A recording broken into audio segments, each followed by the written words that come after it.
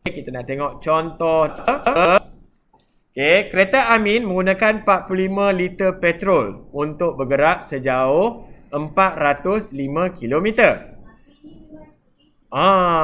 Dia pemandu F1. Jika Amin ingin memandu kereta yang sama untuk satu perjalanan sejauh 198, berapakah jumlah petrol dalam liter yang diperlukan? Selesaikan masalah ini melalui formula dalam matematik. Okey, macam mana cara penyelesaian dia? Kita nak mengenal pasti dan mendefinisi masalah. Yang pertama, kita nak tentukan isi padu petrol untuk perjalanan 198. Lepas tu, kita tahu bahawa lebih jauh, lebih banyak petrol. Lebih jauh perjalanan, lebih banyak penggunaan petrol. Jadi, apa kita boleh katakan di sini? Jumlah, nampak ni? Perubahan. Tingkatan berapa belajar ni? Perubahan ni. Berubah secara langsung dengan jarak. Jumlah petrol berubah secara langsung dengan kita punya jarak perjalanan. Okey, jadi kita nak membuat andaian sekarang. Okey. Andaikan kelajuan memandu bagi kedua-dua perjalanan adalah sama. Katakan X mewakili jarak. Okey. X kita letak sebagai jarak. Y pula adalah jumlah petrol. Okey. Y berubah secara langsung dengan X, maka Y sama dengan KX. Ingat lagi tak? Kita punya ubahan secara langsung kan? K adalah pemala, jadi nak cari K, Y bahagi dengan X nanti. Okey. Kita nak guna aplikasi matematik.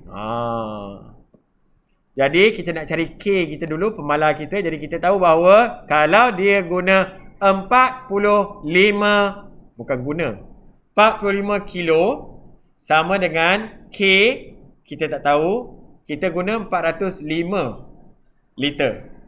Jadi pemala di sini kita tahu bahawa K akan sama dengan 1/9.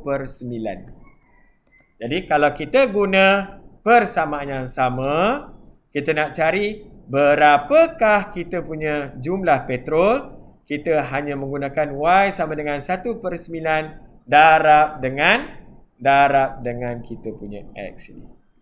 So, kamu akan dapat 22 liter petrol yang digunakan untuk perjalanan sejauh 198 km. Itu untuk aplikasi matematik. Lepas tu menentu sah. Okey, menentu sah ni kita tengoklah model fungsi linear.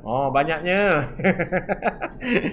Jalanan, okey, melalui jalan bandar, manakala perjalanan setiap orang melalui selebar raya. Oleh itu kadar penggunaan petrol adalah lebih cepat. Okey, fungsi linear.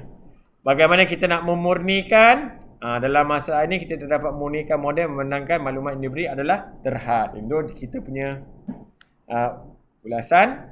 Last sekali kita laporkan dapatan dalam bentuk penyelesaian masalah berdasarkan tafsiran penyelesaian yang telah dilaksanakan di atas. Ini untuk contoh 2 dalam buku teks muka surat 237. Okey, contoh 3 ni pun awak boleh baca nanti. Okey, sekarang mari lihat ada juga contoh 4 dalam buku teks. Okey, 240. Okey.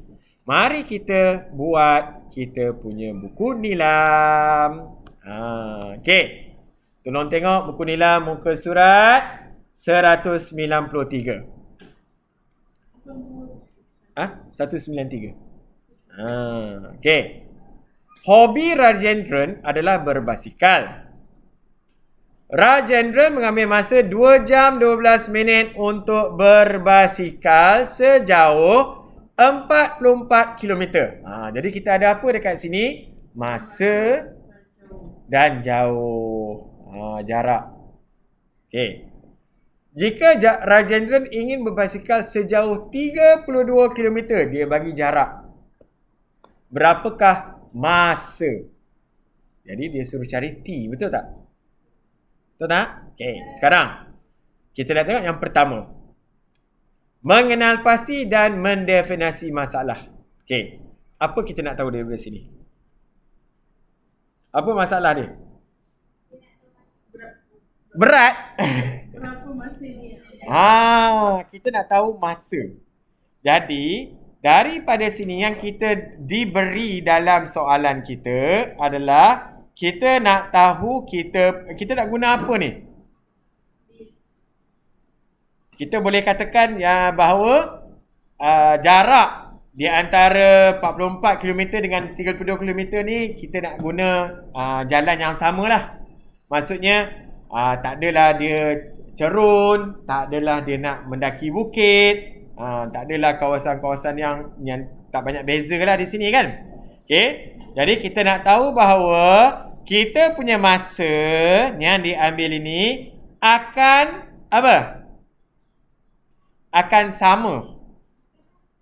Berkadar langsung. Kita akan katakan masa, okey? Masa yang diambil okey, berubah secara langsung. Berubah secara langsung dengan apa? Dengan jarak. Itu yang kita boleh katakan. Okey, mengenal pasti dan mendefinisi masalah. Jadi kita nak cari ini masa. So masa yang diambil berubah secara langsung dengan jarak. Okey, jadi kita ada dekat sini andaian. Okey, macam saya katalah tadi, andaian yang perlu kita ada adalah keadaan jalan adalah sama. Okey. Kita nak mengenal pasti pemulih ubah di sini apa? Okey, yang pertama apa? Cuaca pun sama macam itulah. Itu andaian kita. Okey, tak nak ada kesan. Sebab kalau kita panas dengan hujan ada beza. Ada beza Okey, jadi kita anggap samalah yang ni. Okey, sekarang kita nak mengenal pasti pemulih ubah. Apa yang kita ada? Kita ada masa. Okey, kita ada masa. Yang pertama kita ada masa.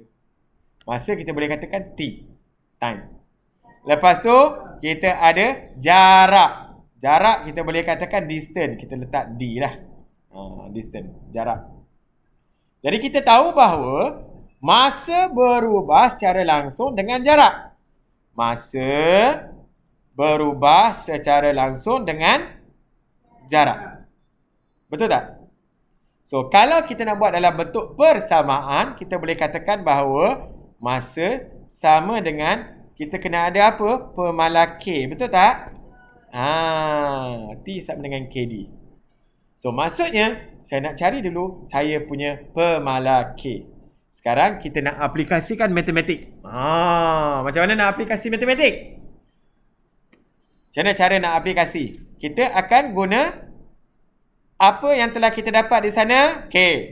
Masa yang pertama, situasi pertama kita ada T pertama kita adalah 2 jam 12 minit. Saya nak dapat masa ni, saya nak dapatkan dalam bentuk jam. Boleh? So maksudnya 12 minit tu saya perlu tukar kepada jam. Jadi 12 bahagi dengan 60 dapat berapa? 0.2. Jadi maksudnya saya akan dapat 2.2 jam. Faham tak? Faham tak? Saya tukarkan 12 minit dulu kepada jam, maksudnya 12 bagi 60 dapat 0.2 jam. 2 jam tambah dengan 0.2 dapat 2.2 jam. Okey. Jadi di sini jarak yang kita guna adalah 44 km. Betul tak? Okey. Saya gunakan ni untuk cari apa? K. Macam mana? K sama dengan apa? T kita. D bawa sebelah akan bahagi. Jadi maksudnya 2.2 bahagi dengan bahagi dengan 44. Berapa dapat? 2.2 bagi 44.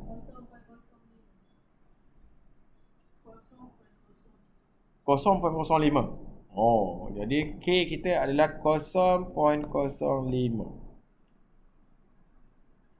So, kalau K saya adalah 0.05, maksudnya kita boleh katakan di sini masa kita adalah 0.05 didarab dengan jarak D kita. Betul tak?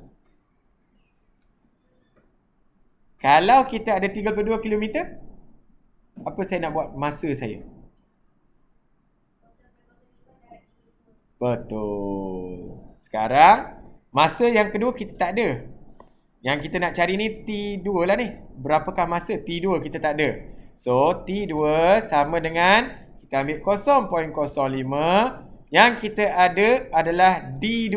Mana D2 kita? 32 kilometer. Kan? So, 0.05 darab 32 berapa dapat? 1.6. Maksudnya, masa yang kita akan dapat di sini adalah 1.6 jam. 1 jam berapa minit? 0.6 maksudnya darab dengan 60. Berapa? 36 minit. Ini saya letak ke tepi sikit. Sekejap. Ini untuk cari.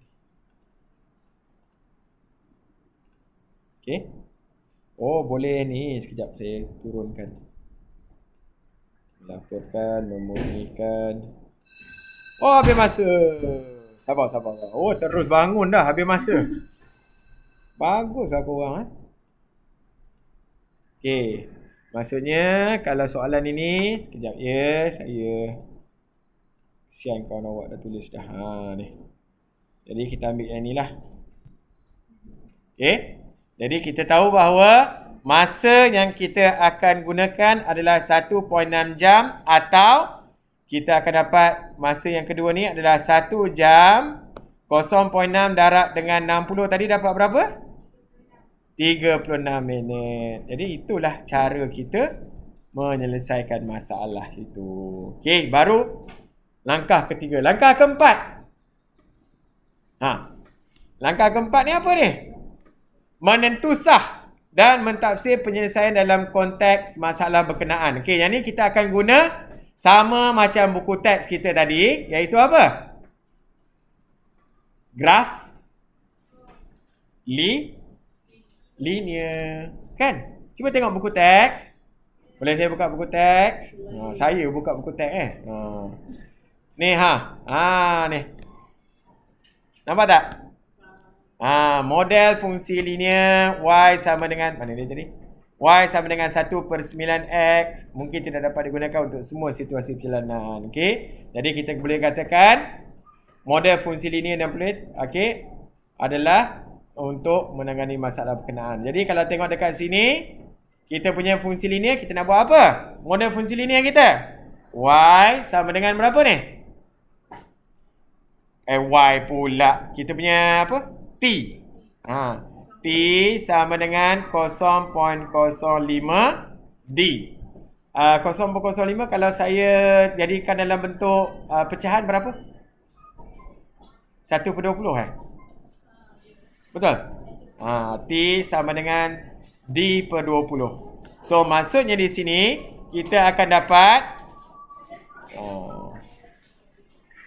T saya, D saya. So, fungsi linear kita akan dapat di sini. T sama dengan 0.05 D. Dan bunyi zuhur lah. Okey? Okey, memurnikan model matematik, kita boleh katakan memandangkan data tidak terhad, maka kita tidak dapat memurnikan model matematik. Kita ambil sama macam buku teks lah. Buku teks kalau awak tengok dekat situ dia kata apa? Dalam masa ini kita dapat memurnikan model, memandangkan maklumat yang beri adalah terhad. Salin balik saja ni. Saya copy sajalah. Okey, salin saja daripada buku teks sini sebab masalah dia lebih kurang sama. Okey, kita akan gunakan yang ni. Memurnikan model matematik dan melaporkan dapatan. Okey.